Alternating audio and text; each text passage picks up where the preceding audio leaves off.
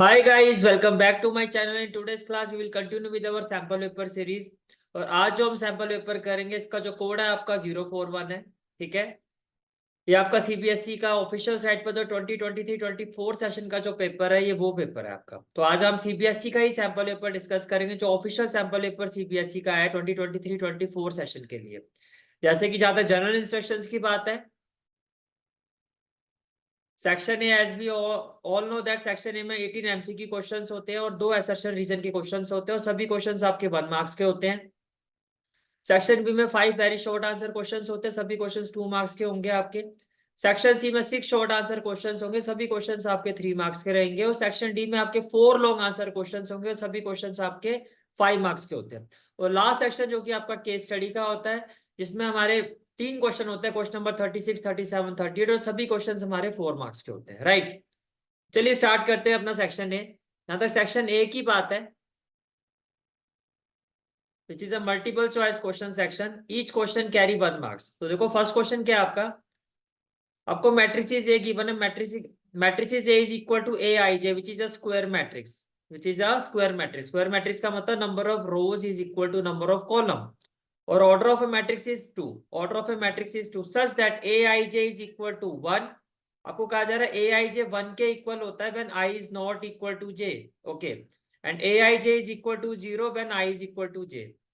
तो आपको कहा जा रहा है ए स्क्वायर की वैल्यू क्या होगी, ए स्क्वायर की वैल्यू क्या होगी। तो देखो first of all let matrix A is equal to what, 2/2 का मतलब क्या हो गया, A11, A12, A21, A22। ये बात समझ में आ रही है, ठीक है। अब देखो क्वेश्चन में क्या कहा जा रहा है, when i is equal to J, I is equal to J का मतलब A11, A22, देखो i और j इक्वल है, then aij is equal to 0, then aij is equal to 0। इसका मतलब जो आपका A11 है ये भी 0 हो जाएगा, और जो A22 है ये भी आपका 0 हो जाएगा, राइट। फिर आपको कहा जा रहा है when i is not equal to j, when i is not equal to j, then aij is equal to 1, then aij is equal to 1। तो इसका मतलब ये जो आपका A12 है ये आपका 1 हो जाएगा, और जो आपका A21 है ये आपका क्या हो जाएगा, 1 हो जाएगा, ये आपका क्या हो जाएगा, 1 हो जाएगा। ये क्लियर हो गया, ठीक है। तो ये आपके पास वैल्यू आ गई मैट्रिक्स ए की, this is the value of matrix A. Now what we have to find, we have to find A square, that is a into a, that is a into a, which is equal to 0 1 1 0 into 0 1 1 0, कुछ इस तरह से हो जाएगा, right. जब आप इसको solve करोगे, तो what we will have, first row with first column, first row with first column, it will be equal to 0 plus 1, it will be equal to 0 plus 1, right, and then first row with second column, तो 0 into 1 क्या हो जाएगा, 0 plus 1 into 0 क्या हो जाएगा, 0। तो ये हो जाएगा आपका 0 plus 0, तो ये क्या हो जाएगा, 0 plus 0, 0 plus 0, right. Then second row with first column, तो 1 into 0 क्या हो जाएगा, 0, और 0 into 1 क्या हो जाएगा, 0, तो ये भी हो गया 0 plus 0, 0 plus 0। And then second row with second column, तो 1 into 1 1 प्लस 0 into 0 0, तो 1 plus 0 क्या हो जाएगा, 1, तो ये हो जाएगा 1 plus 0, 1 plus 0। ये क्लियर हो गया। तो finally what we will have,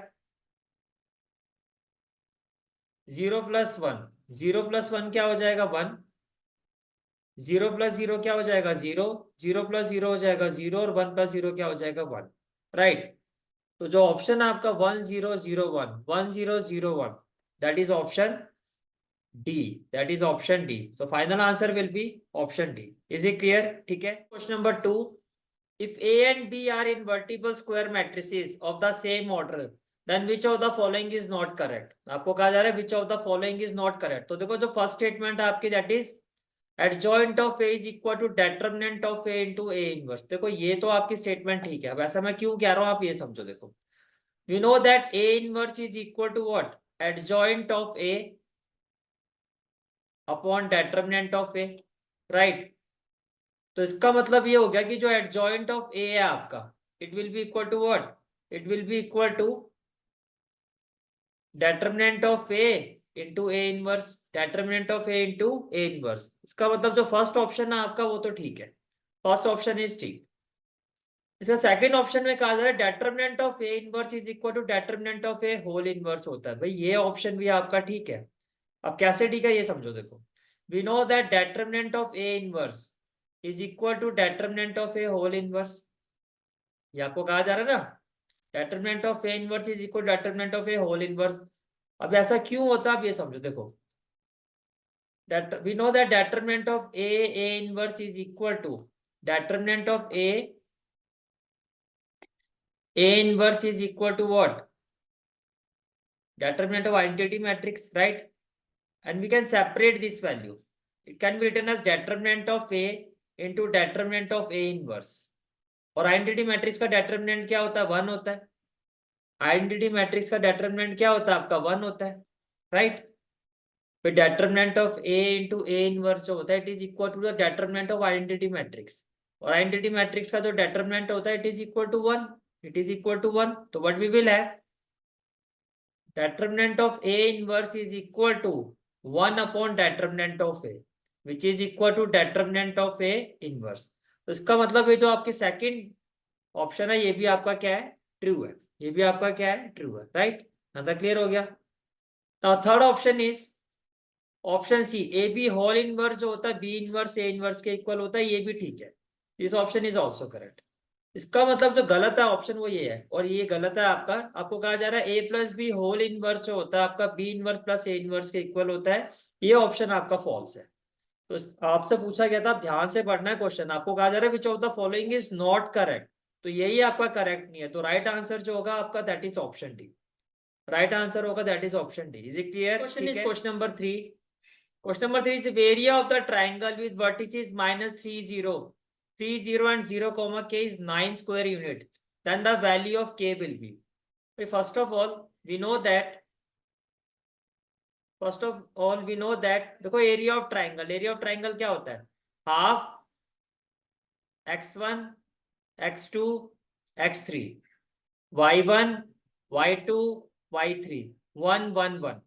अब देखो एरिया जो है आपका वो आपका 9 है। बस आपको एक चीज का ध्यान रखना है, इक्वल टू 9 नहीं लेना, इक्वल टू प्लस माइनस 9 लेना है। इक्वल टू प्लस माइनस 9 लेना, ये सबसे इंपॉर्टेंट पॉइंट है इसका, कि जब भी एरिया ऑफ ट्राइंगल गिवन होता है जो भी वैल्यू होती है उसको हम प्लस माइनस दोनों में कंसीडर करते हैं। क्योंकि अगर नेगेटिव भी होगा तो भी एरिया को हम कैसे लिखेंगे कि एरिया कांट बी नेगेटिव, तो एरिया की वैल्यू वही मानी जाती है। तो प्लस माइनस 9 होगा ये। यहां तक क्लियर हो गया? ठीक है। नाउ अब देखो ये जो 2 है राइट हैंड साइड पे जाएगा तो क्या हो जाएगा? 18। अगर मैं इस 2 को यहाँ शिफ्ट कर दूं तो ये हो जाएगा 18। और देखो यहाँ पर x1 क्या है आपका? -3, x2 क्या है आपका? 3, और x3 क्या है यहाँ पर? 0। और क्वेश्चन में y1 क्या है? 0। क्वेश्चन में y2 क्या है? 0। क्वेश्चन में y3 क्या है आपका? k। 1, 1, 1, 1, 1, 1 इक्वल टू 2 इंटू 9, तो ये हो गया आपका प्लस माइनस 18। ये क्या हो गया? Plus minus 18। यहां तक क्लियर हो गया? ठीक है। अब जब आप इसको एक्सपेंड करोगे, देखो -3, तो क्या हो जाएगा? 0 इंटू 1 0, माइनस के इंटू 1 माइनस के, देन -0, देन -0। तो ये एज इट इज छोड़ देते हैं, 0 के साथ कुछ भी करोगे 0 ही आएगा। Then +1, then +1। अब 1 के रो और कॉलम को हाइड करो, तो 3 इंटू के क्या हो जाएगा? 3k, और -0 इंटू 0 क्या हो जाएगा? -0। तो -3 इंटू -k क्या हो जाएगा? 3, और 3k + 1 कितना हो जाएगा आपका? +3k। ये कुछ इस तरह से आ जाएगा आपका, राइट? तो -3 इंटू -k क्या हो जाएगा? 3k + 3k। तो इसका मतलब हो गया 3k + 3k, ये जो वैल्यू आ रही है आपकी 6k आ रही है। और ये वैल्यू है किसके equal? It is equal to +-18। It is equal to +-18। तो finally k will be equal to what? k will be equal to +-3। k will be equal to +-3, that is option B. That is option B. Is it clear? ठीक है। Question is question number 4. If fx is equal to kx upon modulus x if x is less than 0 and fx is equal to 3 if x is greater than equal to 0, तो आपको कहा जा रहा है is continuous at x equal to 0, कि अगर ये function जो है वो continuous at x equal to 0 तो k की वैल्यू क्या होगी ये आपको फाइंड करना है। What will be the value of k? देखो, first of all we know that if fx is continuous, if F x is continuous at X equal to A, तो क्या होता है, left hand limit is equal to right hand limit is equal to क्या होता है, F of ए के equal होता है। यही होता है, यही हमने पढ़ा था, right. Now left hand limit का मतलब limit x approaches to A minus, भाई पॉइंट क्या अगर आपका ये होता है तो उसको हम ऐसे लिखते हैं। इसका मतलब ये हुआ कि limit x approaches to A minus F x is equal to limit x approaches to A plus F x is equal to F of A, is equal to F of A. यहां तक clear हो गया, ठीक है। अब आप यहां देखो लेफ्ट हैंड लिमिट जब एक्स लेस जीरो से छोटा है, क्योंकि पॉइंट हमारा यहाँ पर जो ए है आपका वो जीरो है, यहाँ पर ए जो है आपका जीरो है। अब जब एक्स जीरो से छोटा है तो ये हमारी लेफ्ट हैंड लिमिट है, this is my left hand limit. तो लेफ्ट हैंड लिमिट में हम कैसे लिखेंगे, my left hand limit, my left hand limit is limit x approaches to 0 minus fx, limit x approaches to 0 minus fx, which is equal to limit x approaches to 0 minus। अब देखो value क्या है, जब x 0 से छोटा है तो value क्या, के एक्स अपॉन मोड एक्स, के एक्स अपॉन मोड एक्स। तो ये हो गया आपका के एक्स अपॉन मोड एक्स। ये बात समझ में आ रही है, ठीक है। अब देखो यहाँ पर मोड एक्स है, मोड एक्स का मतलब क्या हुआ, मोड एक्स का मतलब ये हो गया कि इसकी वैल्यू x होगी और माइनस एक्स होगी। अब मोड एक्स की वैल्यू x कब होगी, मोड एक्स की वैल्यू x कब होगी, when x is greater than equal to 0। Mod x की वैल्यू x कब होती है, जब x is greater than equal to 0। और माइनस एक्स कब होगी, जब x इज लेस देन 0। अब यहाँ देखो ये जो मोड एक्स है, यहाँ पर x आना चाहिए, माइनस एक्स आना चाहिए। अब x अगर आपका 0 से छोटा है तो मोड एक्स की वैल्यू क्या होगी, माइनस एक्स। भाई अगर आप यहाँ देखो तो x जो है आपका वो 0 से क्या है, छोटा है। इसका मतलब इस मोड एक्स की वैल्यू क्या होगी, माइनस एक्स। तो ये जो आपकी लेफ्ट हैंड लिमिट है, it will be equal to what, it will be equal to, it will be equal to limit x approaches to 0 minus k x, और upon में इस मोड एक्स की जगह क्या हो जाएगा, माइनस एक्स हो जाएगा। इस मोड एक्स की जगह क्या हो जाएगा, माइनस एक्स हो जाएगा। ये क्लियर हो गया आपको, ठीक है। अब देखो एक्स से तो एक्स कैंसिल हो जाएगा, माइनस आपका न्यूमरेटर में शिफ्ट हो जाएगा। तो लेफ्ट हैंड लिमिट जो है आपकी, it will be equal to minus k. तो left hand limit will be equal to minus k, right. अब देखो जब x 0 से बड़ा है, जब x 0 से बड़ा है मीन्स राइट हैंड लिमिट की वैल्यू क्या है, राइट हैंड लिमिट की वैल्यू क्या है, 3 है। राइट हैंड लिमिट की वैल्यू क्या है, 3 है। तो right hand limit, right hand limit that is limit x approaches to 0 plus, limit x approaches to 0 plus F x, as पर क्वेश्चन ने किसके इक्वल है, 3 के इक्वल है।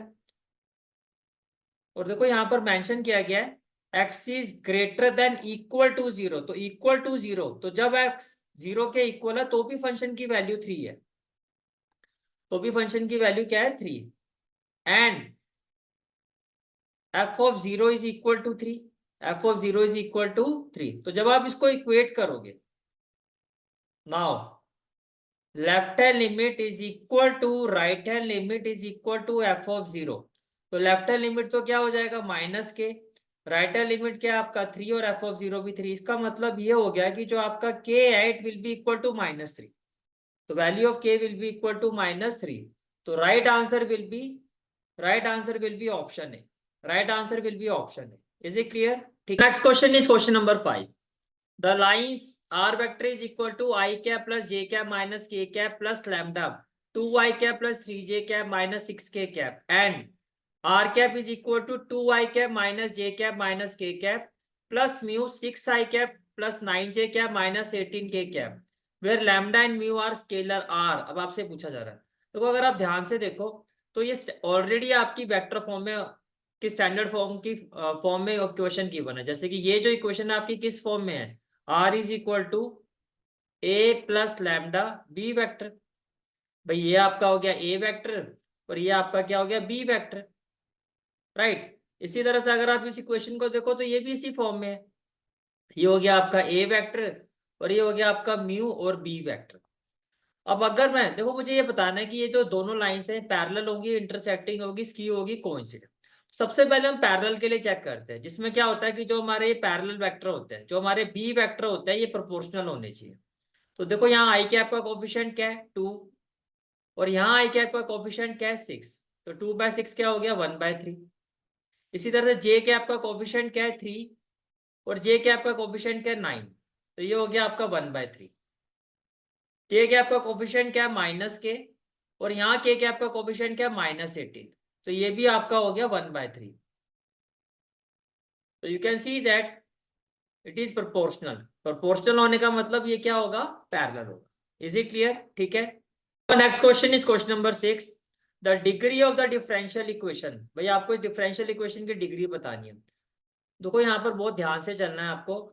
डायरेक्टली अगर आप इस क्वेश्चन को देखोगे तो मोस्ट ऑफ द टाइम आप मोस्ट ऑफ द स्टूडेंट्स का आंसर ये होगा कि सर ये सेकंड ऑर्डर है, तो इसका मतलब इसकी डिग्री होगी 1, और ये आंसर आपका गलत हो जाएगा। उसका रीजन बहुत सिंपल है। फर्स्ट ऑफ ऑल देखो यहाँ पर ये डायरेक्टली जो है स्टैंडर्ड फॉर्म में नहीं है, यहाँ पर जो आपकी पावर है फ्रैक्शन में है, तो पहले आपको फ्रैक्शन पावर को रिमूव करना होगा। ये जो 2 है अपॉन में 2 है, इसको रिमूव करना होगा। तो जो आपकी, तो इसके लिए आप क्या करोगे, फर्स्ट ऑफ ऑल आप what we will do, multiply. देखो ये जो दोनों पावर है, जैसे कि ये हो गया आपका 1 + dy/dx। अब मुझे फ्रैक्शन पावर को रिमूव करना है, 3/2 है, तो मैंने यहां भी पावर को 2 से मल्टीप्लाई कर दिया, और equal to right hand side की भी जो पावर है, जैसे कि यहाँ पर 1 है तो इसको भी 2 से मल्टीप्लाई कर दिया। बात तो सेम ही है, लेकिन इससे क्या होगा, यहाँ से आपका 2 से 2 कैंसिल हो जाएगा। 2 से 2 आपका क्या हो जाएगा, कैंसिल हो जाएगा। अब ये आपका सेकंड ऑर्डर है और इसकी पावर कितनी है 2, तो इसका मतलब जो आपका आंसर होगा that is option C, that is option C. Is it clear? ठीक है। Next question is question number 7, the corner point of the bounded feasible region determined by a system of linear constants are। देखो ये आपको corner points given है 0,3, 1,1 and 3,0। let z is equal to, and this is the value of a function px plus qy where pq is greater than 0। the coordinate on p and q so that the minimum of z occurs at 3,0 and 1,1 is the condition of। आपको कहा जा रहा है p और q के बीच में क्या condition होगी कि ये जो हमारा फंक्शन z है इसकी मिनिमम वैल्यू इन दोनों पॉइंट्स पर क्या हो, अकर हो। तो ठीक है, देखो गिवन फंक्शन क्या है आपका, z is equal to P X plus Q Y, this is the given function. ठीक है, first of all at 3,0, at 3,0 z की वैल्यू क्या हो जाएगी, p इंटू 3, और y की जगह क्या हो जाएगा 0, q इंटू 0। तो z की जो वैल्यू है हमारी वो क्या हो जाएगी 3p, z की वैल्यू क्या हो जाएगी 3p। ये क्लियर हो गया यहाँ तक? ठीक है। इसी तरह से at 1,1, at 1,1 z will be equal to x की जगह 1 रखो तो ये हो जाएगा p प्लस क्यू। ये क्या हो जाएगा आपका p प्लस क्यू। यहां तक क्लियर हो गया? ठीक है। अब आपको कहा जा रहा है फंक्शन की वैल्यू जो है, फंक्शन की वैल्यू जो है आपकी वो क्या है, मिनिमम है दोनों पॉइंट पर। फंक्शन की वैल्यू मिनिमम है दोनों पॉइंट पर, इसका मतलब 3p is equal to p plus Q. 3p is equal to p, भाई ये भी मिनिमम वैल्यू है, ये भी मिनिमम वैल्यू है, दोनों वैल्यू इक्वल होनी चाहिए। तो 3p माइनस p क्या हो जाएगा 2p, and 2p is equal to q। तो इसका मतलब p इज इक्वल टू क्या हो जाएगा q/2। तो p और q के बीच में कंडीशन क्या होगी, p और q के बीच में कंडीशन क्या होगी कि p जो है वो q, when p is equal to q/2 then this function z is minimum at both this point. Is it clear? ठीक है। Now next question is question number 8, ABCD is a rhombus whose diagonals intersect at T. Then vector EA plus vector EB plus vector EC plus vector ED equal to, ये आपसे पूछा जा रहा है। देखो first of all आपको कहा जा रहा है ABCD is a rhombus, तो से this is a rhombus A B C and D। ABCD is a rhombus, तो हमने rhombus ले लिया ABCD। फिर आपको कहा जा रहा है डायगोनल्स इंटरसेक्ट एट टी, तो ये जो डायगोनल इंटरसेक्ट हो रहे हैं वो किस पॉइंट पर हो रहे हैं, ई पॉइंट पर हो रहे हैं। डायगोनल्स किस पॉइंट पर इंटरसेक्ट हो रहे हैं, ई पॉइंट पर हो रहे हैं। अब देखो फर्स्ट वैल्यू को देखो ई ए वेक्टर। अब देखो इस वेक्टर का जो एरो पॉइंट है वो किस पर है, वो ए पर है, तो इसका मतलब ए तो टर्मिनल पॉइंट है और ई इनिशियल पॉइंट है, तो इसकी जो डायरेक्शन है वो कुछ ऐसे रहेगी। इसी तरह से कह रहा है ई बी, तो बी जो है आपका वो टर्मिनल पॉइंट है, तो डायरेक्शन कुछ ऐसे हो जाएगी। फिर कहा जा रहा है EC, तो डायरेक्शन कुछ ऐसे हो जाएगी, और फिर कहा जा रहा है ED, तो डायरेक्शन कुछ ऐसे हो जाएगी। यहां तक बात समझ में आ रही है? क्लियर है यहां तक? ठीक है। Now we know that diagonal of rhombus bisect each other. We know that diagonal of rhombus bisect each other. तो ये जो रोम्बस के डायगोनल्स होते हैं वो क्या होते हैं, वो बाइसेक्ट करते हैं एक दूसरे को। तो इसका मतलब ये हो गया कि ये जो आपका ये वेक्टर है, ये जो आपका ये वेक्टर है, इसका जो मैग्नीट्यूड है it will be equal to the magnitude of EC vector. तो ये ईसी वेक्टर के मैग्नीट्यूड के क्या होगा, इक्वल होगा। इसी वेक्टर के मैग्नीट्यूड के क्या होगा, इक्वल होगा। इसी तरह से वेक्टर ऑफ ईबी जो है, and vector of EB it will be equal to it will be equal to vector of ed, it will be equal to vector of ed। is it clear? ठीक है। अब आप ये देखो इन दोनों vectors की जो डायरेक्शन है, जैसे इसकी डायरेक्शन देखो और इसकी डायरेक्शन देखो, कैन आई से दैट भाई मैग्नीट्यूड तो दोनों का सेम है, मैग्नीट्यूड तो दोनों वेक्टर का क्या है, सेम है, लेकिन जो डायरेक्शन है वो इसकी अपोजिट है। तो we will apply the negative of vector concept here, we will apply the negative of vector concept here। it means what, it means जो आपका ये वेक्टर है it will be equal to minus of EC vector, और similarly ये जो आपका EB vector है it will be equal to minus of ED vector. भाई ये इसके माइनस के इक्वल होगा, ये बात समझ में आ रही है, ठीक है। नाउ अगर मैं इसको लेफ्ट हैंड साइड में शिफ्ट कर देता हूं तो it will be EA vector plus EC vector equal to 0 vector, equation number 1। Similarly अगर मैं इसको लेफ्ट हैंड साइड में शिफ्ट कर देता हूं it will be EB vector plus ED vector equal to 0 0 vector, that is equation number 2, equation number 2, right. अब देखो हमें जो फाइंड करना है वो क्या फाइंड करना है, इन सभी वेक्टर का सम, इन सभी वेक्टर का सम किसके इक्वल होगा, तो दोनों को ऐड कर देते हैं, इक्वेशन 1 प्लस इक्वेशन 2। तो what we will have, EA vector plus EC vector plus EB vector plus ED vector plus ED vector, ये किसके इक्वल होगा, 0 वेक्टर के, ये किसके इक्वल होगा, 0 वेक्टर के।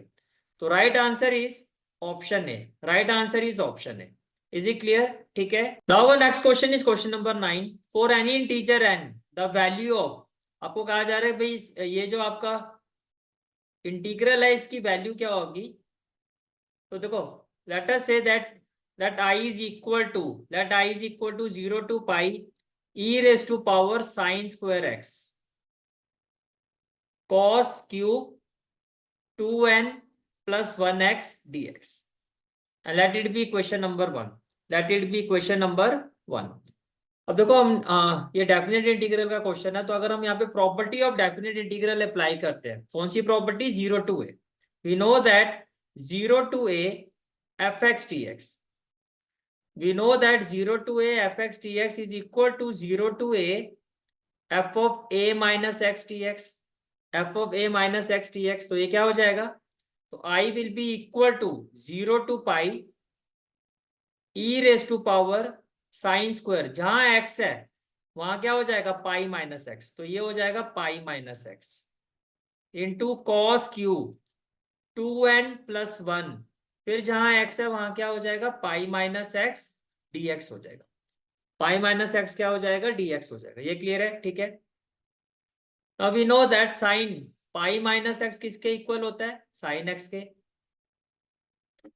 और कॉस पाई माइनस एक्स किसके इक्वल होगा, भाई सेकंड क्वाड्रेंट की बात हो रही है तो कॉस तो नेगेटिव होगा, तो माइनस कॉस एक्स हो जाएगा। इसका मतलब ये जो आई है आपका वो किसके इक्वल होगा, 0 to पाई, ये तो हो जाएगा ई रेस टू पावर, जब हम इसको सॉल्व करेंगे तो ये तो हो जाएगा e raise to power sine square X, और ये हो जाएगा माइनस कॉस। तो देखो माइनस को हम बाहर ले लेते हैं, माइनस को बाहर ले लेते हैं, और ये हो जाएगा आपका cos cube 2n plus 1x dx। अब आप देखो ये आपका पूरा आई है, ये जो वैल्यू है किसकी है, ये वैल्यू है हमारी आई की वैल्यू है, this is the value of I. इसका मतलब क्या हो गया, what does it mean, it means that I is equal to with minus sign, I is equal to minus I, minus I को लेफ्ट हैंड साइड में shift कर दो, minus I को लेफ्ट हैंड साइड में shift कर दो तो 2i किसके इक्वल हो जाएगा, 0, और आई की वैल्यू क्या हो जाएगी, 0 हो जाएगी, I will be equal to 0। तो right answer is option B, I is equal to 0। Is it clear? Next question is question number 10। Question number 10 में आपको कहा जा रहा है वैल्यू ऑफ डेटर्मिनेंट A आपको कहा जा रहा है वैल्यू ऑफ, देखो ये मैट्रिक्स ए गिवन है, this is the matrix A. आपको कहा जा रहा है इसके डेटर्मिनेंट की क्या वैल्यू होगी। देखो ये तो देख के समझ में आ रहा है कि डेटर्मिनेंट की वैल्यू 0 होगी। अब ऐसा मैंने क्यों कहा, मैं आपको बताता हूँ। तो ये आपकी स्क्यू सिमेट्रिक मैट्रिक्स है, this is a skew symmetric matrix, और जिसका ऑर्डर क्या है 3, ऑर्डर 3/3। अगर किसी भी स्क्यू से कोई भी स्क्यू सिमेट्रिक मैट्रिक्स है जिसका ऑर्डर ऑड ऑर्डर है, ऑड ऑर्डर का मतलब जैसे 3 है, किसी भी कोई भी स्क्यू सिमेट्रिक मैट्रिक्स जिसका ऑड ऑर्डर होता है उसका डेटर्मिनेंट जो होता है वो 0 के इक्वल होता है। उसका डेटर्मिनेंट किसके इक्वल होता है, 0 के इक्वल होता है। तो ये तो क्लियर है कि भाई इसका जो डेटर्मिनेंट है यानी कि जो इसका आंसर होगा वो क्या होगा, ऑप्शन बी। अब मैंने क्यों कहा ये स्क्यू सिमेट्रिक मैट्रिक्स है, ये मैं आपको एक्सप्लेन कर देता हूँ। तो कोई यहाँ पर जो आपका मैट्रिक्स ए है, मैट्रिक्स ए, अगर मैं, ये आपका मैट्रिक्स ए है राइट। तो स्क्यू सिमेट्रिक मैट्रिक्स की कंडीशन क्या होती है कि उसका जो ट्रांसपोज है वो माइनस ऑफ मैट्रिक्स के इक्वल होता है। तो अगर मैं इसका ट्रांसपोज फाइंड करता हूँ, इसका ट्रांसपोज, तो क्या होगा, जो आपकी फर्स्ट रो है वो फर्स्ट कॉलम हो जाएगी 0, 2x-1 और √x। जो आपकी सेकंड रो है वो सेकंड कॉलम हो जाएगा 1 - 2x, 0 और 2√x। और जो आपकी थर्ड रो है वो थर्ड कॉलम हो जाएगा, दैट इज -√x, -2√x और 0। ये कुछ इस तरह से हो जाएगा। ये क्लियर हो गया, ठीक है। अब अगर मैं यहां से माइनस कॉमन ले लेता हूं, मैंने क्या कहा, अगर मैं माइनस कॉमन ले लेता हूं तो ये हो गया 0, ये क्या हो जाएगा, तो माइनस कॉमन लेती, नेगेटिव टर्म पॉजिटिव और positive term negative, 1 - 2x, 1 minus क्या हो जाएगा आपका 2x हो जाएगा। ये क्लियर हो गया आपको, ठीक है। और ये जो √x है ये आपका हो जाएगा -√x, सभी के आगे नेगेटिव साइन आ जाएगा, इसको नेगेटिव से मल्टीप्लाई करोगे, नेगेटिव साइन से करोगे तो ये क्या हो जाएगा 2x-1, 0 तो 0 ही रहेगा, और ये हो जाएगा -2√x, और ये आपका हो जाएगा √x, ये हो जाएगा 2√x और 0।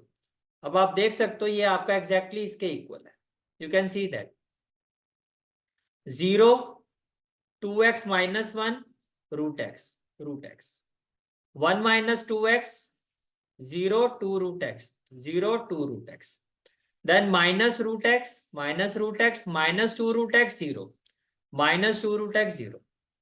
समझ में आ गया यहां तक, ठीक है। इसका मतलब क्या हो गया कि जो ट्रांसपोज ऑफ ए मैट्रिक्स है वो माइनस ऑफ ए मैट्रिक्स के इक्वल है, तो ये स्क्यू सिमेट्रिक मैट्रिक्स है।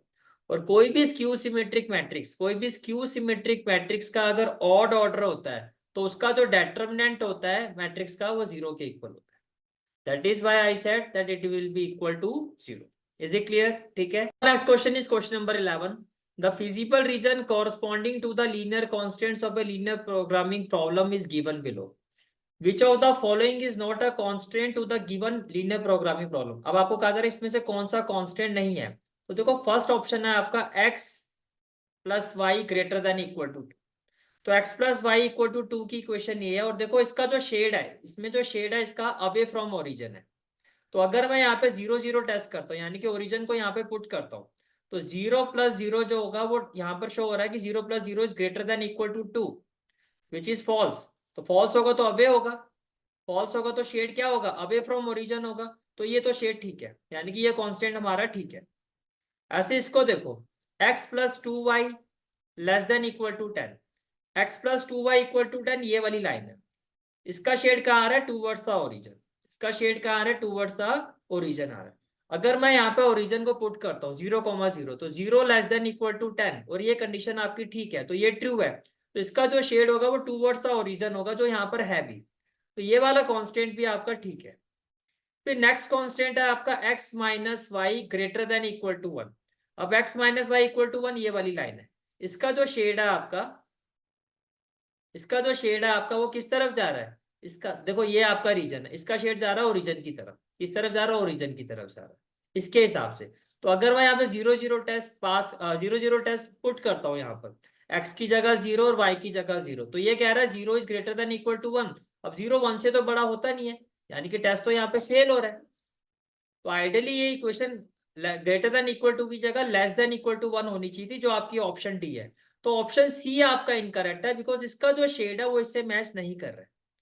Option C is incorrect. तो तो आपका जो आंसर होगा, आपका जो आंसर होगा that is option C, that is option C, that x - y greater than equal to 1 is not a constant to the given LP। ठीक है।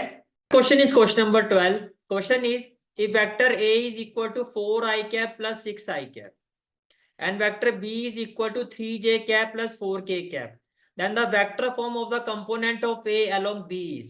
तो first of all देखो, first of all component of vector A, component of vector A along B vector, ये किसके equal होता है?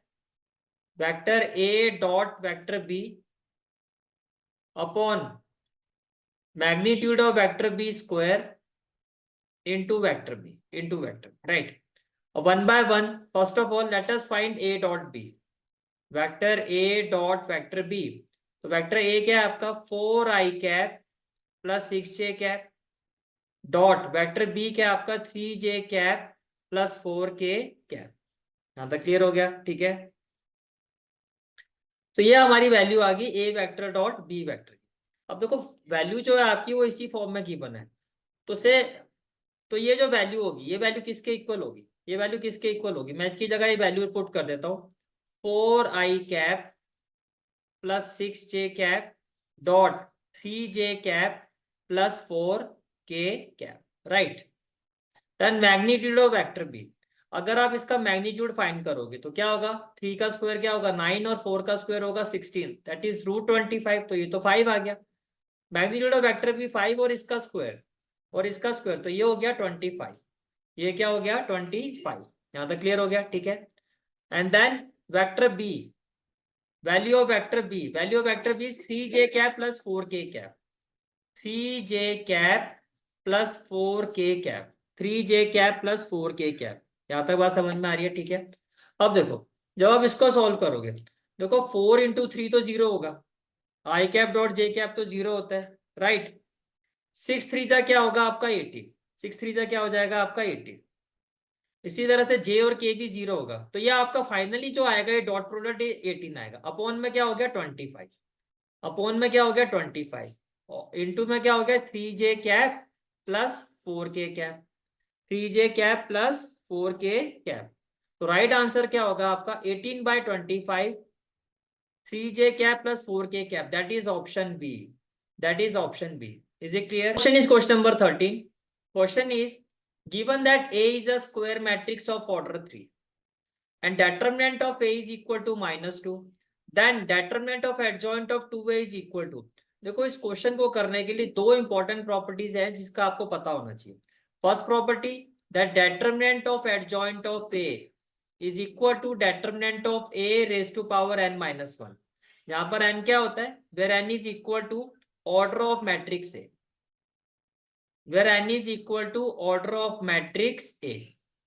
First property तो आपको ये क्लियर होनी चाहिए। दूसरा, determinant of K A is equal to K raise to power n into determinant of A, is equal to K raise to power n into determinant of A. यहां तक clear हो गया? अब आप यहां देखो ऑर्डर ऑफ ए मैट्रिक्स, तो order क्या है आपका n, order of A matrix क्या है? डेटर्मिनेंट ऑफ ए किसके इक्वल है? -2 के, और हमें इस वैल्यू को फाइंड करना। अब देखो अगर मैं यहाँ पे लिखता हूँ adjoint of 2a, adjoint of 2a, अब देखो इस 2a को आप इस a से रिलेट करो तो ये किसके इक्वल होना चाहिए? अगर मैं इस 2a को इस a से रिलेट करता हूं तो ये किसके इक्वल होना चाहिए? It will be equal to determinant of a, तो जहां a है वहां पर आ जाएगा 2a, तो डेटर्मिनेंट ऑफ 2a हो जाएगा, डेटर्मिनेंट ऑफ क्या हो जाएगा? 2a हो जाएगा, raise to power n-1, n आपका 3 है because n is a order, तो 3 - 1 कितना हो जाएगा? 2 हो जाएगा। तो ये वाली प्रॉपर्टी आपने अप्लाई कर दी। अब देखो डेटर्मिनेंट ऑफ के ए, यहाँ पर जो के है आपका वो 2 है, here K is equal to 2, hair K is equal to 2, ये बात समझ में आ रही है? Here K is equal to 2, basically it is equal to what? इसको आप कैसे लिख सकते हो? It can be written as k raise to power n, that is 2 raise to power 2, k raise to power n, that is 2 raise to power 2 into determinant of A, k raise to power n into determinant of A, k raise to power n into determinant of A. ये बात समझ में आ रही है? Can be written as k raise to power n into determinant of A. ये clear हो गया आपको? ठीक है, यहां तक बात समझ में आ रही है? k raise to power n, k raise to power n, n क्या है हमारा? Order of A matrix, n is the order of matrix, तो k raise to power n, n की जगह क्या आ जाएगा 3 आ जाएगा, यहाँ पर क्या आ जाएगा 3 आ जाएगा।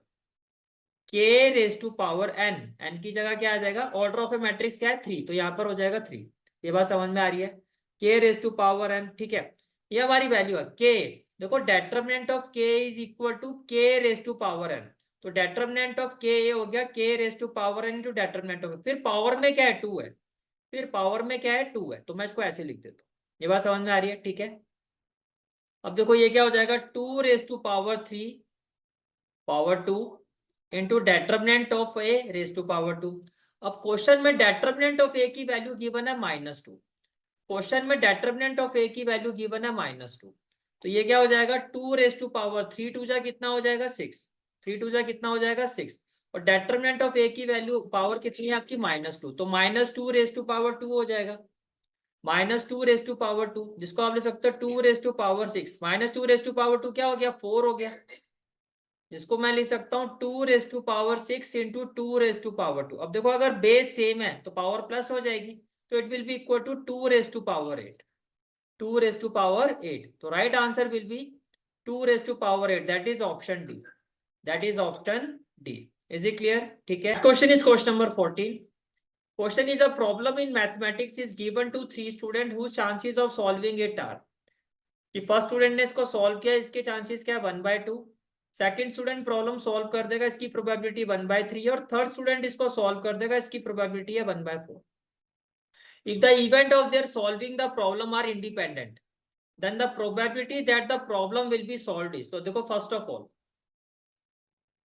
Problem solve by first student, इसकी प्रोबेबिलिटी क्या है 1/2 है, तो अगर ये स्टूडेंट प्रॉब्लम सॉल्व नहीं करेगा, इसकी प्रोबेबिलिटी क्या है 1 - 1/2, दैट इज 1/2। सेकेंड स्टूडेंट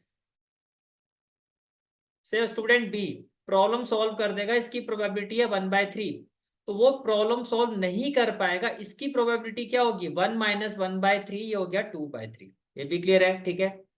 इसी तरह से third student that is student सी, वो प्रॉब्लम सॉल्व कर देगा, इसकी प्रोबेबिलिटी 1/4 है।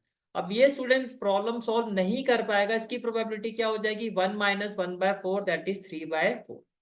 इसकी प्रोबेबिलिटी क्या हो जाएगी 1 - 1/4, दैट इज 3/4, राइट। अब आपसे क्या कहा जा रहा है, if the event of their solving the problem are independent, then the probability that the problem will be solved, that probability that the problem is solved, problem is solved, इसका मतलब क्या हुआ, इसका मतलब ये हुआ कि तीनों सॉल्व कर सकते हैं, हो सकता है तीनों में से कोई 2 सॉल्व करे, और हो सकता है तीनों में से कोई 1 सॉल्व करे। तो बेसिकली आपसे पूछा क्या जा रहा है, that find the probability that at least one of them solve the problem, at least one of them solve the problem। ये बात समझ में आ रही है, at least one of them solve the problem, and it will be equal to 1 minus probability that none of them solved। भाई कोई भी सॉल्व नहीं कर पाया, अगर मैं इसको माइनस कर दूं तो यही वाला केस आ जाएगा एटलीस्ट वाला। इसका मतलब क्या हुआ, that 1 minus problem not solve by student A, not solve by student B, not solve by student C. तो 1 माइनस स्टूडेंट ए ने प्रॉब्लम सॉल्व नहीं किया, ये कितना है देखो 1/2, बी का कितना है 2/3, 1/2 2/3 3/4, 1/2 इंटू 2/3 इंटू 3/4, 3 से 3 कैंसिल, 2 से 2 कैंसिल, तो ये हो गया 1 - 1/4। तो प्रॉब्लम इज सॉल्व, इसकी प्रोबेबिलिटी क्या हो जाएगी 3/4। इसका आंसर क्या होगा आपका 3/4। तो right answer is option D, right answer is option D. Is it clear? Question is question number 15। Next question is question number 15। The general solution of the differential equation y dx minus x dy equal to 0 is of the form, okay। First of all देखो जो आपकी given equation है वो क्या है, that is y dx minus x dy equal to क्या है आपका 0 है। y dx minus x dy equal to क्या है आपका 0, जिसको मैं लिख सकता हूँ y dx, माइनस को राइट हैंड साइड में शिफ्ट कर दो तो इक्वल टू क्या हो जाएगा x dy, इक्वल टू क्या हो जाएगा x dy। अब x वाली फैमिली एक तरफ dx by x, और y वाली फैमिली एक तरफ dy by y कर देते हैं। Now integrating both side, integration of dy by y is equal to integration of dx by x। Is equal to integration of dx by x। तो इसको कैसे लिख सकते हो आप, log of y equal to log of x plus log of c। It will be equal to log of x plus log of c। ये बात समझ में आ रही है, ठीक है।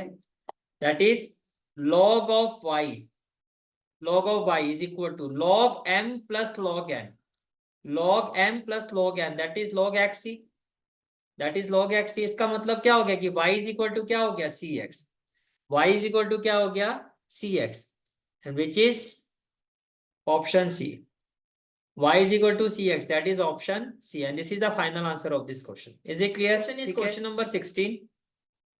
The value of lambda 4 is two vectors, 2i cap minus j cap plus 2k cap and 3i cap plus lambda j cap plus k cap are perpendicular is. तो एक काम करते हैं, first of all let this vector is vector a and this vector is vector b। भाई अगर दो vector perpendicular होते हैं तो उनका जो डॉट प्रोडक्ट है, जो उनका डॉट प्रोडक्ट है वो किसके इक्वल होता है, वो जीरो के इक्वल होता है, राइट। इसका मतलब 2i cap minus J cap plus 2k cap dot 3i cap plus lambda J cap plus k cap, ये किसके इक्वल होगा, जीरो के। 2 इंटू 3 क्या हो जाएगा, 6, माइनस जे प्लस ए हो जाएगा minus lambda, it will B minus lambda, और 2 इंटू 1 क्या हो जाएगा, +2, ये किसके इक्वल हो जाएगा, जीरो के। अब 6 + 2 8 माइनस लैम्डा इक्वल टू 0, तो लैम्डा इक्वल टू क्या हो जाएगा, 8। Lambda will be equal to 8 and this is the final answer of this question. Is it clear, ठीक है। Next question is question number 17। The set of all points where the function f(x) is equal to x plus modulus x is differentiable. देखो first of all आप एक चीज का ध्यान दो, ये आपका क्या है, मॉड्यूलस ऑफ x। तो मॉड्यूलस ऑफ x को अगर मैं जीरो के इक्वल रखता हूँ, मॉड्यूलस ऑफ x को अगर मैं जीरो के इक्वल रखता हूँ, यानी कि अगर मैं इसका क्रिटिकल पॉइंट फाइंड करता हूँ, भाई मॉड्यूलस ऑफ x फंक्शन है आपका, कहने का मतलब ये है कि जो जब भी इस तरह का क्वेश्चन आता है तो सबसे पहले जो मॉड्यूलस वाला फंक्शन है आप उसको लिखो। आपने लिखा, अब इसके अंदर जो वैल्यू है इसको जीरो से इक्वेट कर दो, तो x की वैल्यू क्या आ रही है, जीरो। जैसे मान लो अगर ये होता है x + 2, तो मैं x + 2 को जीरो से इक्वेट कर देता, तो अब x की वैल्यू क्या होती है, -2। तो जो भी आपकी x की वैल्यू आती है तो ये जो एंटायर फंक्शन है वो इस वैल्यू पर डिफरेंशिएबल नहीं होगा, रेस्ट ऑफ द वैल्यू सभी पर डिफरेंशिएबल होगा, लेकिन इस वैल्यू पर डिफरेंशिएबल नहीं होगा। मेरी बात समझ में आ रही है। जैसे कि अगर ये वाला केस होता, x की वैल्यू -2 होती, तो ये जो एंटायर फंक्शन है वो -2 पर डिफरेंशिएबल नहीं होता, जो ये एंटायर फंक्शन है वो आपका -2 पर डिफरेंशिएबल नहीं होता। इज इट क्लियर, ठीक है। तो अगर मैं यहाँ पर एक नंबर लाइन बनाता हूँ, अगर मैं यहाँ पर एक नंबर लाइन बनाता हूँ इस तरह से, तो ये हो गया -∞ और ये क्या हो गया आपका इन्फिनिटी, राइट। और हमने क्या कहा कि x इज इक्वल टू क्या आ रहा है, जीरो। तो जीरो को छोड़ के, जीरो पर ये डिफरेंशिएबल नहीं होगा, बाकी सब पर होगा। तो अगर मैं इसको, अब इसको हम लिखेंगे कैसे, इसको आप ऐसे लिखोगे, -∞ से लेके जीरो, जीरो के इक्वल नहीं होना चाहिए, तो ओपन इंटरवल यूनियन, फिर आगे चलो जीरो से लेके इन्फिनिटी तक। तो ये जो वैल्यू है इस पर हमारा ये जो फंक्शन है, set of these are the set of points where the function is differentiable.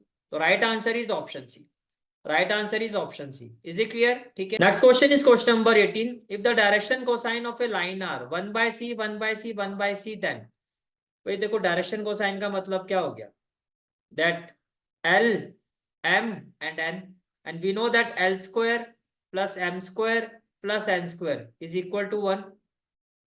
अब L square का मतलब क्या हो गया, 1/c square, value of M square is 1/c square and value of N square is 1/c square। ये किसके equal होगा आपका, ये आपका 1 के इक्वल होगा, ये आपका किसके इक्वल होगा, 1 के इक्वल होगा, राइट। तो ये क्या हो जाएगा आपका 3/c square equal to 1, 3/c square equal to 1 and 3 will be equal to c square, which implies what, c is equal to ±√3, c is equal to ±√3, that is option D। Is it clear? Question is question number 19, और question number 19 onward जो हमारे ये दो question है next आपके assertion reason based question होंगे section A में। देखो इसमें क्या है, आपको चार ऑप्शन रहती है आपके पास। फर्स्ट ऑप्शन में अगर आपका जो एसर्शन है और रीजन है, आप असर्शन को चेक करोगे, अगर आपका असर्शन भी ट्रू आता है, रीजन भी ट्रू आता है, और रीजन जो है उसका रीजन भी है असर्शन का, तो आप कहोगे both A and R are true and R is the correct explanation of A. लेकिन असर्शन और रीजन अगर दोनों ट्रू है लेकिन आर जो है उसका एक्सप्लेनेशन नहीं है, तब ऑप्शन बी होगा। अगर असर्शन ट्रू है और रीजन फॉल्स है तो ऑप्शन सी होगा, और असर्शन फॉल्स है रीजन ट्रू है तो ऑप्शन डी होगा। राइट, तो चेक करते हैं कि यहाँ पर जो 19 क्वेश्चन है यहाँ पर क्या है। देखो, first of all, fx be a polynomial function of degree 6, fx be a polynomial function of degree 6 such that d by dx of fx is equal to x minus 1 whole cube x minus 3 whole square। ये आपको एक function given है, तो d by dx of fx का मतलब ये आपको f dash x की वैल्यू गिवन है। then fx has a minimum at x equal to 1, minimum at x equal to 1। तो बेसिकली फर्स्ट डेरिवेटिव टेस्ट से अगर आप इसको चेक करते हो, देखो यहाँ पर जो गिवन है आपको वो f dash x गिवन है। what has been given here, f dash x, f dash x is equal to what, d by dx of fx and which is equal to x minus 1 whole cube x minus 3 whole square। यहाँ तक बात समझ में आ रही है? ठीक है, अब यहां से अगर हम क्रिटिकल पॉइंट निकालते हैं, मीन्स अगर मैं f dash x को 0 के इक्वल रखता हूं तो क्रिटिकल पॉइंट क्या होंगे, 1 और 3। तो आपके जो क्रिटिकल पॉइंट आएंगे वो क्या आएंगे, 1 और 3। तो यहां मैं एक नंबर लाइन बना देता हूं, ये हो गया 1 और ये हो गया 3। दिस इज 1 एंड 3, ये हमने क्रिटिकल पॉइंट ले लिया, या हमने क्या ले लिया, critical point.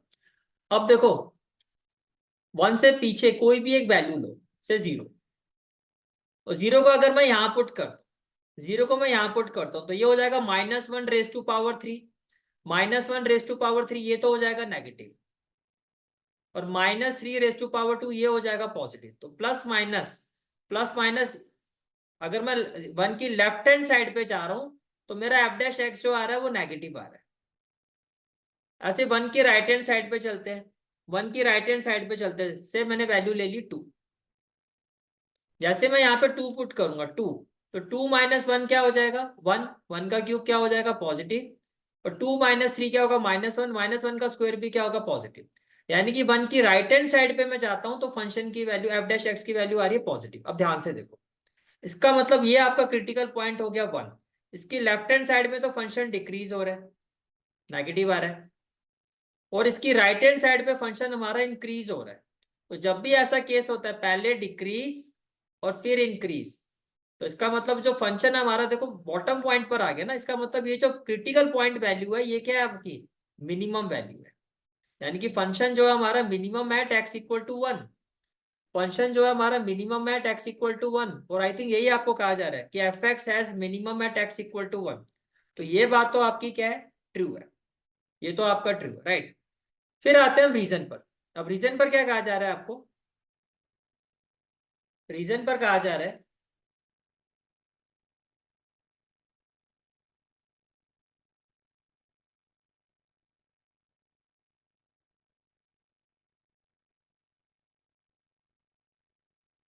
This is the reason. Reason में आपको कहा जा रहा है that when d by dx of fx is less than 0 for all a x belongs to a minus h comma a, and d by dx of fx means f dash x is greater than 0 for all x belongs to a plus h, where h is an small positive quantity, then fx has minimum at x equal to a, by a पर ये minimum होगा provided fx is continuous at x equal to a, fx is continuous at x equal to a। okay, अब देखो इसको बड़ा relax होके समझो। आप देखो, से ये एक नंबर लाइन है, this is the number line, किस पॉइंट की बात हो रही है, x इक्वल टू ए, तो मैंने यहां पर रखा ए, यहां पे रखा ए की लेफ्ट हैंड साइड पे जाओगे, ए के लेफ्ट हैंड साइड पे जाओगे तो ये हो गया a माइनस एच, ए की राइट हैंड साइड पे कोई पॉइंट ले लो a प्लस एच, राइट। आपको ये कहा जा रहा है a माइनस एच टू ए, ये वाला जो इंटरवल है इसको मैं रेड कलर से शेड कर, ये अगर इसमें f डैश x की वैल्यू लेस देन 0 यानी कि नेगेटिव होती है, और जो नेक्स्ट इंटरवल है जिसको मैं ग्रीन कलर से शेड कर रहा हूं a से लेके a प्लस एच तक, इसमें अगर f डैश x की वैल्यू ग्रेटर देन 0 होती है मींस पॉजिटिव, तो आपका जो फंक्शन है वो इस पॉइंट पर क्या होगा, मिनिमम होगा। यही तो हमने अभी किया है, यही तो किया हमने। देखो 1 की लेफ्ट हैंड साइड में क्या था, नेगेटिव, राइट हैंड साइड पे पॉजिटिव था, तो फंक्शन मिनिमम था एट x इक्वल टू 1। तो यही चीज यहाँ पर बोली जा रही है कि ए की लेफ्ट हैंड साइड पे तो नेगेटिव और ए की राइट हैंड साइड पे पॉजिटिव, इसका मतलब पॉइंट ए पर जो फंक्शन की वैल्यू होगी वो मिनिमम होगी। बिल्कुल ठीक है, और ये उसका रीजन भी है, ये उसका क्या है, रीजन भी है। तो आपका रीजन भी जो है वो आपका ट्रू है और ये असर्शन का रीजन भी है। तो राइट आंसर जो होगा आपका, जो राइट आंसर होगा वो क्या होगा, ऑप्शन है। Right answer will be option है। Is it clear? ठीक है। Next question is question number 20। Assertion is the relation F such that 1 2 3 4। देखो जो रिलेशन है आपका 1 2 3 4, देखो ये हो गया आपका सेट ए एलिमेंट, ये हो गया सेट बी एलिमेंट। इन दोनों के बीच में जो रिलेशन है defined by the relation F such that this defined by the function F की वैल्यू क्या है, 1 इज रिलेटेड टू एक्स। तो यहां पर अगर मैं सेट ए बनाता हूं, से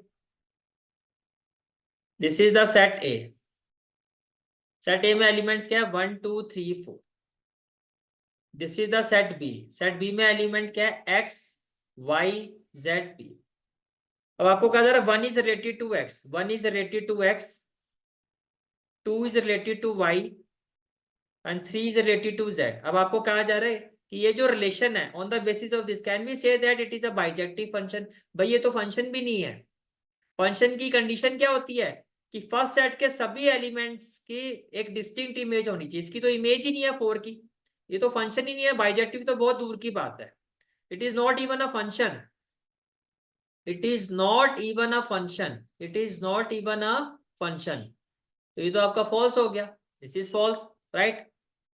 अच्छा रीजन में क्या कहा जा रहा है, अब आपको कहा जा रहा है जो सेट ए है, set A, set A, set A में एलिमेंट है 1 2 3, 1 2 3, 1 2 3। और सेट बी जो है, सेट बी,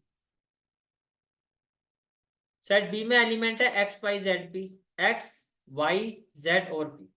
अब कहा जा रहा है 1 is related to x, 2 is related to y, 3 is related to z, और आपको कहा जा रहा है 1 1 फंक्शन है। बिल्कुल ये 1 1 फंक्शन है। देखो कंडीशन होती है कि सेट ए के सभी एलिमेंट्स की डिस्टिंक्ट इमेज होनी चाहिए जो यहाँ पर है। This is as per definition of 1 1 function. तो ये आपका जो आपका रीजन है वो तो ट्रू है, लेकिन जो असर्शन है आपका फॉल्स है। तो रीजन ट्रू है, असर्शन फॉल्स है। तो राइट आंसर क्या होगा, reason is true, reason is true, assertion is false. तो राइट आंसर होगा option D, right answer is option D.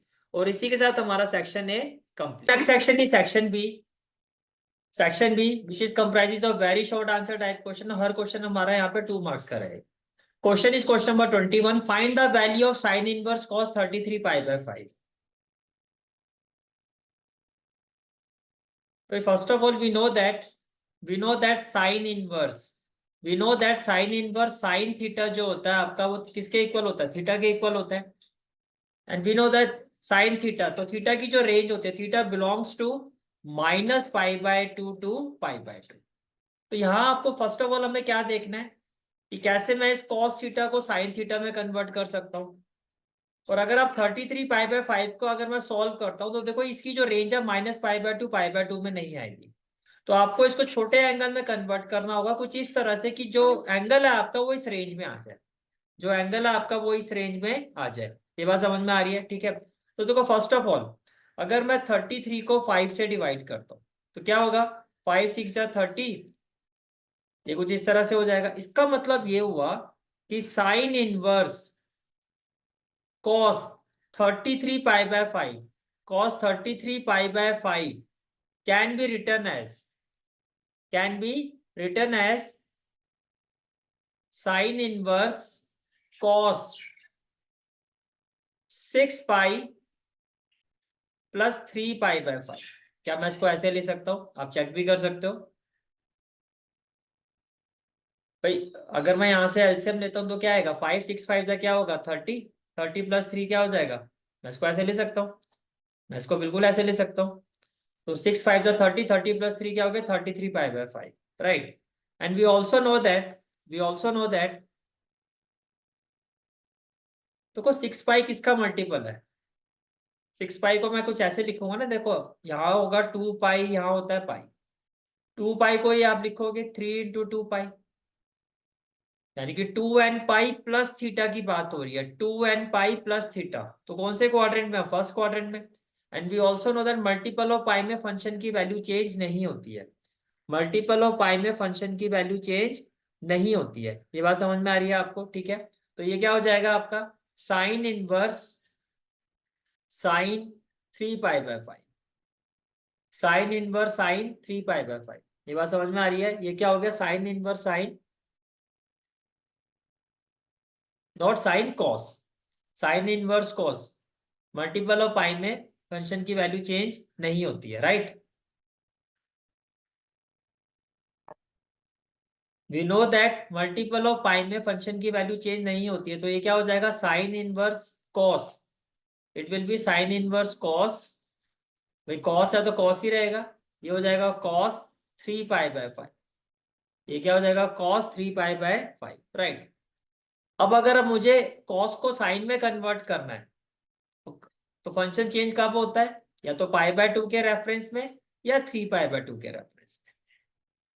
समझ में आ रही है मेरी बात? भाई पाई बाय 2 माइनस थीटा क्या होगा साइन थीटा, या पाई बाय 2 प्लस थीटा क्या होगा माइनस साइन थीटा। मेरी बात समझ में आ रही है आपको? ठीक है, इसका मतलब ये हो गया कि अगर मैं इसको पाई बाय 2 माइनस थीटा से इक्वेट करता हूं तो मेरे पास थीटा की वैल्यू आ जाएगी। थीटा की वैल्यू क्या होनी चाहिए कि ये आपका साइन में चेंज हो जाए। बात समझ में आ रही है? ठीक है, तो क्या होगा पाई बाय 2, ये जो प्लस है यहां जाके क्या हो जाएगा minus, pi by 2 minus 3 pi by 5। ये किसके इक्वल होगा आपका? ये थीटा के इक्वल होगा। ये किसके इक्वल होगा? थीटा के। और थीटा की वैल्यू क्या हो जाएगी -पाई बाय 10। थीटा की वैल्यू क्या हो जाएगी -पाई बाय 10। ठीक है, अब ये जो थीटा है, ये जो थीटा है, इस थीटा की जगह हम क्या लिखेंगे -पाई बाय 10। तो ये क्या हो जाएगा पाई बाय 2 माइनस थीटा की जगह क्या हो जाएगा -पाई बाय 10। तो -पाई बाय 10 ये इक्वल टू क्या हो जाएगा 3 पाई बाय 5। ये इक्वल टू क्या हो जाएगा 3 पाई बाय 5। ये क्लियर हो गया? ठीक है, अब देखो जो हमारा फंक्शन था वो क्या था sign inverse cos 3 pi by 5, sign inverse cos 3 pi by 5। ये क्लियर हो गया? ठीक है, तो 3 पाई बाय 5 बेसिकली यहां अगर आप देखो तो 3 पाई बाय 5 की वैल्यू क्या है 3 pi by 5 is equal to pi by 2, और माइनस माइनस क्या हो जाएगा +पाई बाय 10, प्लस क्या हो जाएगा पाई बाय 10। तो 3 पाई बाय 5 की जगह क्या हो जाएगा it will be equal to sine inverse cos pi by 2 plus क्या हो जाएगा पाई बाय 10 हो जाएगा। ये बात समझ में आ रही है? ठीक है, अब देखो पाई by 2 plus theta, pi by 2 plus theta, तो कौन से क्वाड्रेंट में आ गया? आप सेकंड क्वाड्रेंट में आ गए, और सेकंड क्वाड्रेंट में कॉस क्या होता है नेगेटिव होता है। तो इसका मतलब it will be equal to sine inverse cos 90 plus theta क्या हो जाएगा minus sine theta. Because pi by 2 में फंक्शन की वैल्यू क्या होती है चेंज, कॉस किस में चेंज होता है साइन, साइन किस में चेंज होता है कॉस। तो ये हो जाएगा -sin पाई बाय 10, कुछ इस तरह से हो जाएगा। ये बात समझ में आ रही है? ठीक है, now what we will have, देखो sine inverse minus sine theta, ये कुछ इस तरह से आ गई वैल्यू। यहाँ तक कोई डाउट तो नहीं है? क्लियर है यहाँ तक? ठीक है, तो sign inverse minus sine theta क्या हो जाएगा -पाई बाय 10। तो ये किसके इक्वल आ जाएगी value, it will be equal to -pi by 10, and this is the final answer of this question. Sine inverse minus sine x क्या हो जाएगा -x, that is -pi by 10, and this is the final answer of this question. Is it clear? Question जो है हमारा वो question number 21 का, ये optional question है। क्वेश्चन आपका find the domain of sine inverse x² - 4। हमें इसका डोमेन फाइंड करना है। First of all we know that sine domain of sine inverse क्या होता है। देखो साइन इनवर्स का जो डोमेन होता है वो होता है -1 to 1। Domain of sine inverse is -1 to 1। इसका मतलब ये जो वैल्यू है x² - 4, इसका मतलब ये जो वैल्यू है x² - 4 ये किसके बीच में लाई करेगी -1 और 1 के बीच में लाई करेगी। ये जो वैल्यू है x² - 4 ये भी किसके बीच में लाई करेगी, इसी डोमेन पे लाई करेगी।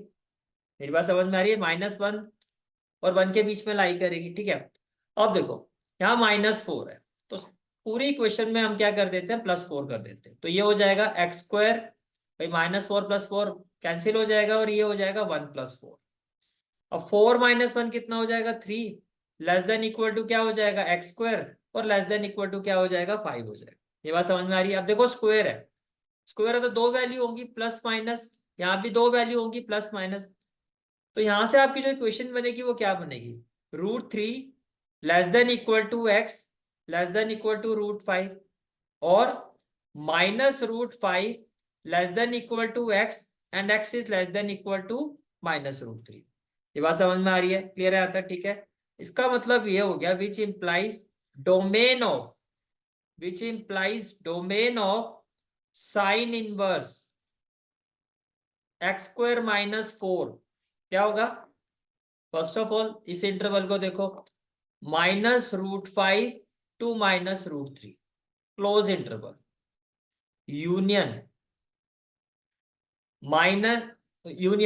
√3 to √5 and this is the final answer of this question. Is it clear, ठीक है। Next question is question number 22।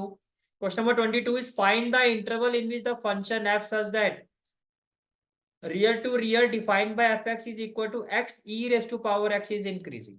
x e raised to power x is increasing। देखो first of all we know that कोई भी function अगर increasing function है, कोई भी function increasing function कब होता है, जब उसका जो डेरिवेटिव है वो ग्रेटर देन इक्वल टू 0 होगा। कोई भी फंक्शन इंक्रीजिंग फंक्शन कब होता है, जब उसका फर्स्ट ऑर्डर डेरिवेटिव जो होता है वो ग्रेटर देन इक्वल टू 0 होता है, राइट। अब यहां पर जो आपका फंक्शन है वो क्या है, real to real, real to real. ये बात समझ में आ रही है, ठीक है। और फंक्शन की वैल्यू क्या है, F x is equal to X into e raise to power X. तो first of all differentiate with respect to X, differentiate with respect to X, तो ये क्या हो जाएगा आपका F dash X, F dash X. First function is as such as derivative of second plus second function is as such as derivative of first यानी कि 1। ये कुछ इस तरह से हो जाएगा, राइट। तो finally what we will have that F dash X is equal to e raise to power X common आ जाएगा और x प्लस 1 हो जाएगा। E raise to power X common आ जाएगा और ये हो जाएगा आपका x प्लस 1। ये क्लियर हो गया आपको, ठीक है। अब देखो अगर हम एफ डैश एक्स को 0 के इक्वल रखते हैं, अगर हम एफ डैश एक्स को 0 के इक्वल रखते हैं तो x की वैल्यू क्या आ जाएगी, x की वैल्यू क्या आ जाएगी, -1। अगर हम एफ डैश एक्स को 0 के इक्वल रखते हैं तो x की वैल्यू क्या आ जाएगी, -1।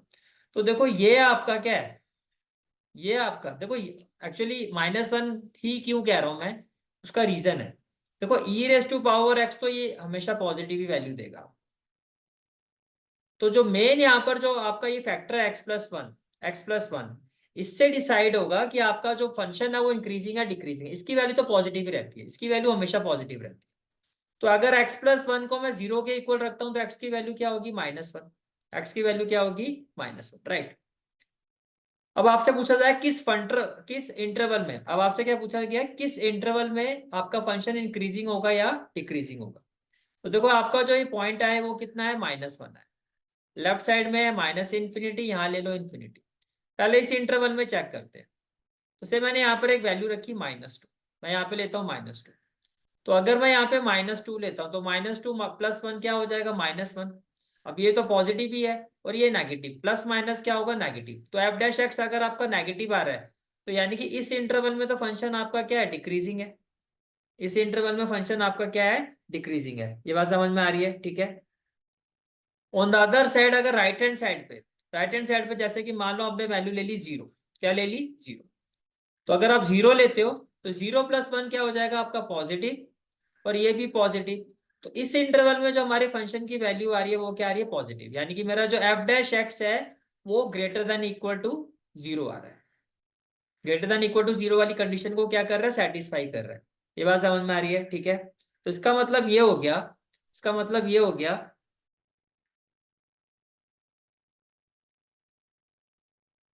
that we know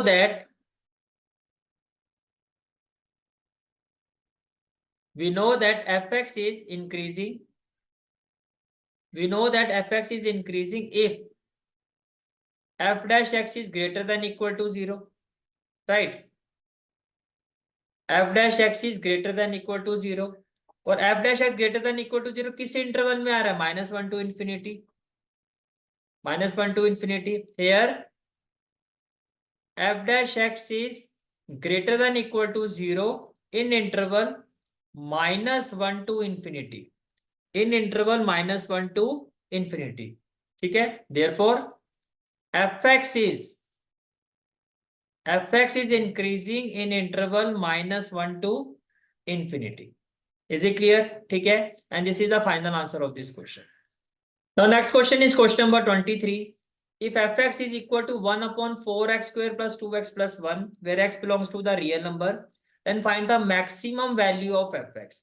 Then find the maximum value of fx. First of all, fx is equal to 1 upon 4x square plus 2x plus 1. ये आपको गिवन है, राइट? तो first of all we will find the value of f dash x. First of all we will find the value of f dash x. तो क्या होगा, देखो यहाँ पर हम क्वोशिएंट रूल अप्लाई करेंगे. तो denominator square 4x square plus 2x plus 1 whole square. Then denominator is as such as 4x square plus 2x plus 1. Derivative of numerator, numerator आपका 1 है, 1 का डेरिवेटिव क्या होगा 0, 1 का डेरिवेटिव क्या होगा 0, minus numerator is as such as that is 1. Derivative of denominator, जब आप 4x square plus 2x plus 1 का डेरिवेटिव करोगे तो ये क्या होगा आपका 8x प्लस 2. ये क्या आ जाएगा आपका 8x प्लस 2. ये क्लियर हो गया, ठीक है. Now f dash x will be equal to, देखो ये तो सारा जीरो ही हो जाएगा आपका. What we will have -8x plus 2 upon 4x square plus 2x plus 1 whole square. ये क्लियर हो गया आपको, ठीक है. Now we will find the critical point. For critical point f dash x को हम 0 के इक्वल रखेंगे. तो -8x plus 2 upon 4x square plus 2x plus 1 whole square equal to 0 हो जाएगा. अब देखो ये जो वैल्यू है ये तो 0 से मल्टीप्लाई होके क्या हो जाएगी 0 हो जाएगी. ये क्लियर हो गया आपको, ठीक है. तो फाइनली क्या होगा -8x प्लस 2 इक्वल टू 0 हो जाएगा. अब इस माइनस को यहाँ शिफ्ट कर दो तो 8x प्लस 2 किसके इक्वल हो जाएगा 0 के. तो x इक्वल टू क्या हो गया -2/8. तो आपका क्रिटिकल पॉइंट जो आ रहा है वो आपका आ रहा है -1/4. क्या आ रहा है -1/4. यहाँ तक क्लियर हो गया, ठीक है. नाउ देखो जो हमारा f डैश x आया था, जो हमारा f डैश x आया था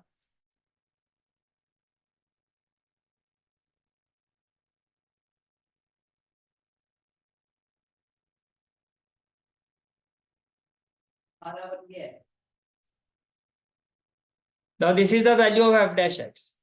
This is the value of f dash x, right? Now we will find the value of second order derivative, that is f double dash x. F double dash x, right? So it will be equal to what? अब देखो यहाँ power 2 है, जब आप denominator का square करोगे तो what we will have 4x square plus 2x plus 1. अब इसका स्क्वायर करोगे तो 2 का स्क्वायर क्या हो जाएगा 4. Then denominator is as such as 4x square plus 2x plus 1 whole square, right. जब आप न्यूमरेटर का डेरिवेटिव करोगे,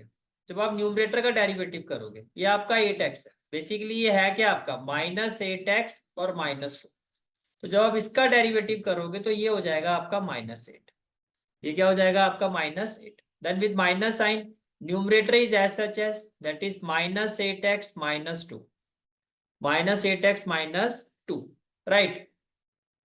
तो डेरिवेटिव ऑफ व्हाट डिनोमिनेटर. तो जब इसका डेरिवेटिव करोगे तो देखो पहले तो पावर का डेरिवेटिव होगा. ये हो जाएगा 2 4x square plus 2x plus 1. फिर जब आप इसका डेरिवेटिव करोगे ये हो जाएगा 8x प्लस 2.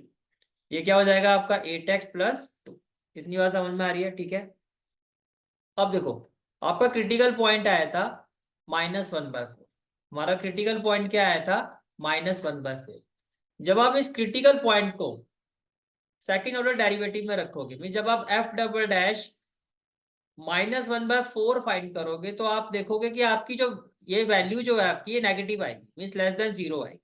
क्या आएगी, लेस देन 0। इसका मतलब क्या हुआ, that is -1/4 is a point of, अगर लेस देन 0 आएगी सेकंड ऑर्डर में तो क्या होता है, point of maxima, is a point of maxima, is a point of maxima, right.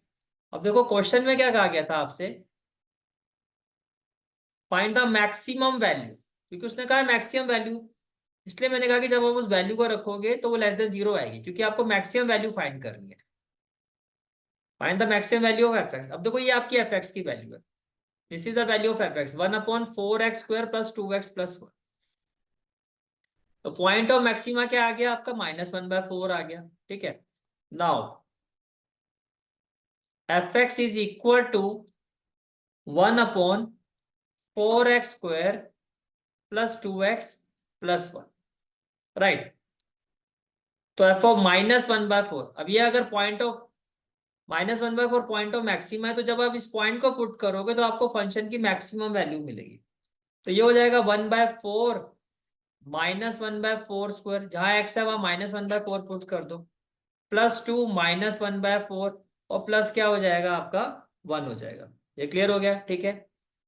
तो देखो ये 4² है तो ये 4 है, तो बेसिकली एक 4 तो कैंसिल हो जाएगा, तो ये हो जाएगा आपका 1/4, -1 का स्क्वायर 1, 1/4, और ये आपका हो जाएगा -2/4, और प्लस में क्या आ जाएगा 1, प्लस में क्या आ जाएगा 1, राइट।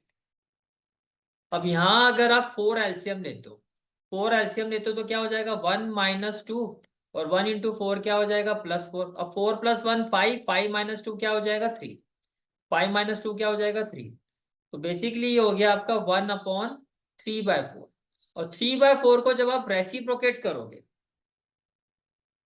3/4 को जब आप रेसिप्रोकेट करोगे तो ये आ जाएगा आपका 4/3, that is maximum value of f x is equal to 4/3, and this is the final answer of this question. Is it clear, ठीक है। और next question is question number 23 का, ये ऑप्शनल क्वेश्चन है आपका। Find the maximum profit that a company can make if the profit function is given by, वो ये आपकी इक्वेशन है 72 + 42x - x², where x is the number of unit and p is the profit in rupees, where p is the profit in rupees। तो first of all px is equal to 72 + 42x - x², right? This is the equation of px. Now first of all we will find the first order derivative, that is differentiating with respect to x, that is differentiating with respect to x। तो px क्या हो जाएगा p'(x), तो px क्या हो जाएगा p'(x), ये constant है। 42x का डेरिवेटिव क्या हो जाएगा 42, और -x² का डेरिवेटिव क्या हो जाएगा -2x। ये क्लियर हो गया, ठीक है। Now for critical point p'(x) will be equal to 0, p'(x) will be equal to 0। तो 42 - 2x को जब हम 0 से इक्वेट करेंगे तो 42 will be equal to 2x, 42 किसके इक्वल हो जाएगा 2x के इक्वल हो जाएगा, and x will be equal to 42/2, that is 21। ये क्या हो जाएगा 21, ये क्लियर हो गया, ठीक है। Now we will find the second order derivative, that is p'(x). तो देखो 42 - 2x को जब हम डिफरेंशिएट करेंगे तो ये हो जाएगा -2, ये हो जाएगा -2। Now at x equal to हमारा क्रिटिकल पॉइंट क्या है 21, एट x इक्वल टू 21, तो p'(21) it will still be equal to -2, that is less than 0, that is less than 0, that is point of local maximum, that is point of local maximum। तो ये हमारा वो point आ गया जिस पर जो value होगी गिवन फंक्शन की वो मैक्सिमम होगी। ये बात समझ में आ रही है, ठीक है। अब देखो जो आपका फंक्शन है पी एक्स है वो क्या है 72 + 42x - x², हमें मैक्सिमम वैल्यू निकालनी है इसकी, मैक्सिमम वैल्यू क्या होगी, right. Now px is equal to 72 + 42x - x², 72 + 42x - x², ये क्लियर हो गया, ठीक है। Put x equal to 21 because this is the point of local maximum. तो P ऑफ 21 क्या हो जाएगा आपका 72 प्लस 42 इंटू 21 माइनस 21 स्क्वायर तो P ऑफ 21 ये हो जाएगा 72 प्लस देखो 42 इंटू 21 1 2 जा 2 1 4 जा 4 2 2 जा 4 2 4 जा 8 तो ये आ जाएगा 2 4 और 4 8 ये आ जाएगा 882 तो plus 882 minus 21 square that is 441 ये क्लियर हो गया। अब देखो 882 प्लस 72 2 प्लस 2 4 8 प्लस 7 क्या होगा 15 हो गया 954 इसमें से माइनस कर दो 441 4 माइनस 1 क्या हो जाएगा 3 5 माइनस 4 1 9 माइनस 4 5 तो मैक्सिमम प्रॉफिट जो होगा that is maximum profit will be equal to rupees 539. This is the final answer of this question. Is it clear? ठीक है. Next question is question number 24. We have to evaluate minus 1 to 1 log to the base e 2 minus x upon 2 plus x dx. तो directly यहाँ पर हम एक property apply करेंगे. We know that definite integral में हमने प्रॉपर्टी पढ़ी थी minus a to a f x d x अब ये फंक्शन किसके इक्वल होगा किस पे डिपेंड करता है कि ये जो हमारा फंक्शन है वो ऑड है या इवन है। अगर f of minus x minus of f x होता है तो गिवन फंक्शन क्या होता है ऑड फंक्शन होता है। इन दैट केस ये जो वैल्यू होती है 0 के इक्वल होती है और f ऑफ माइनस एक्स अगर एफ एक्स के इक्वल होता है तो ये इवन फंक्शन होता है तब ये value twice of 0 to a के इक्वल होती है।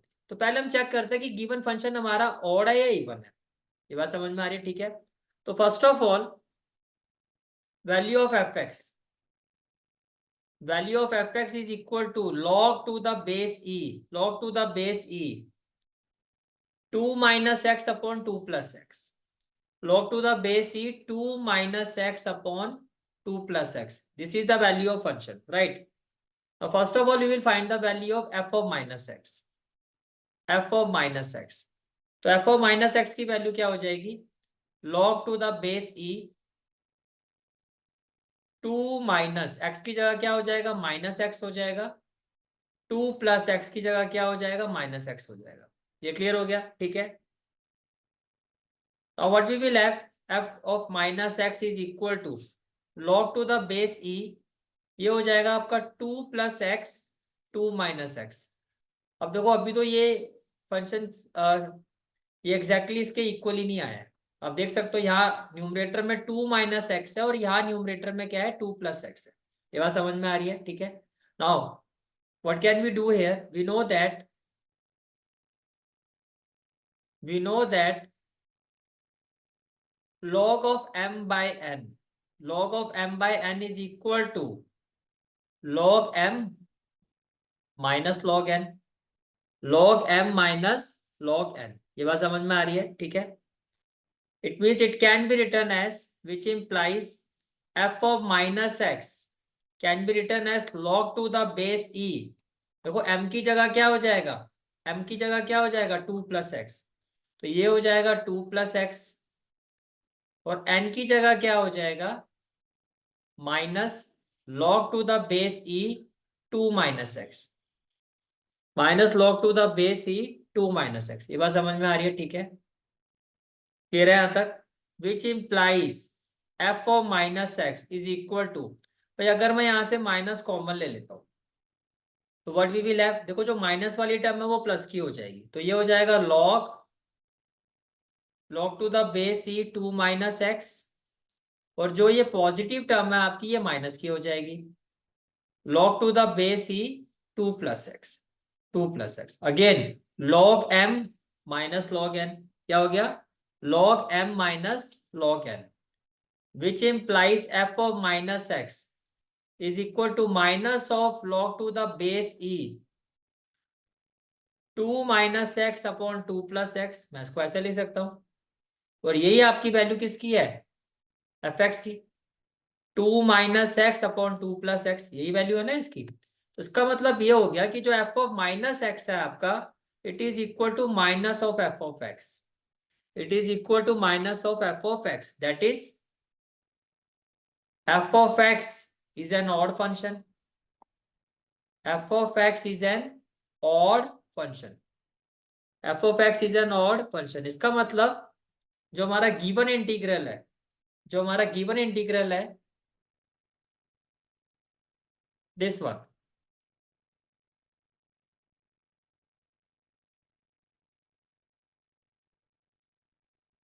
तो जो हमारा ये गिवन इंटीग्रल है इसकी वैल्यू क्या हो जाएगी, 0 हो जाएगी। We can say that therefore this value of a function will be equal to 0 and this is the final answer of this question. Is it clear? ठीक है। Next question is question number 25. Check whether the function f such that real number to real number defined by fx is equal to x cube plus x has any critical point or not. आपको कहा जा रहा है जो function है इसका कोई critical point होगा या नहीं होगा, अगर है तो उस पॉइंट को फाइंड करो। देखो first of all critical point की जो डेफिनेशन है जो आपके एनसीईआरटी में भी गिवन है, पहले उस वो समझते हैं कि वो डेफिनेशन क्या कहते हैं कि क्रिटिकल पॉइंट क्या होता है। A point c in the domain of a function f at which either f dash c equal to 0। तो आपको कहा जा रहा है कि जो फंक्शन होता है उसका जो डोमेन होता है, जैसे कि यहाँ पर जो डोमेन है वो रियल नंबर है, तो जो भी पॉइंट होगा क्रिटिकल पॉइंट यानी कि सी, जो भी क्रिटिकल पॉइंट होगा वो इस डोमेन में से भी इस डोमेन में से ही कोई पॉइंट होगा। A point c in the domain of a function f at which either, उस पॉइंट पर क्या होगा जब हम इस फंक्शन का डेरिवेटिव करेंगे, जैसे इसका डेरिवेटिव करोगे तो क्या आ जाएगा एफ डैश एक्स।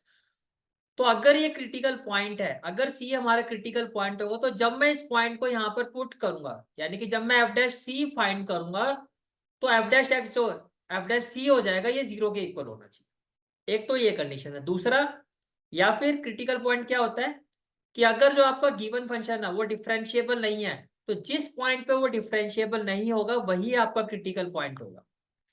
अब देखो अगर मैं इस कंडीशन के हिसाब से बात करता हूं तो ये तो पॉलिनोमियल फंक्शन है, तो डिफरेंशिएबल तो ये है, तो ये डिफरेंशिएबल तो है।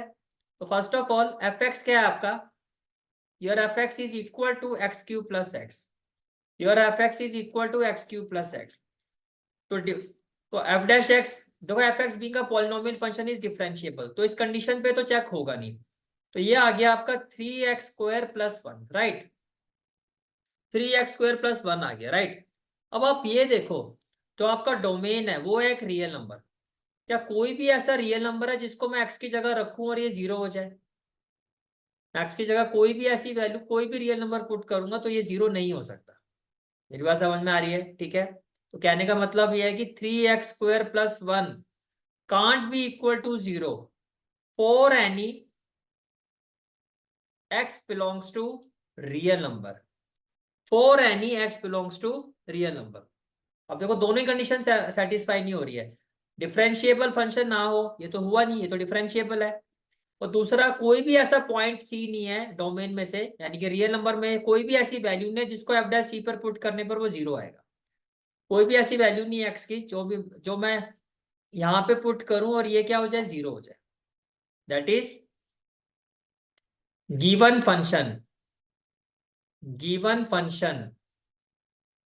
has no critical point, given function has no critical point and this is the final answer of this question। और इसी के साथ हमारा सेक्शन भी कंप्लीट।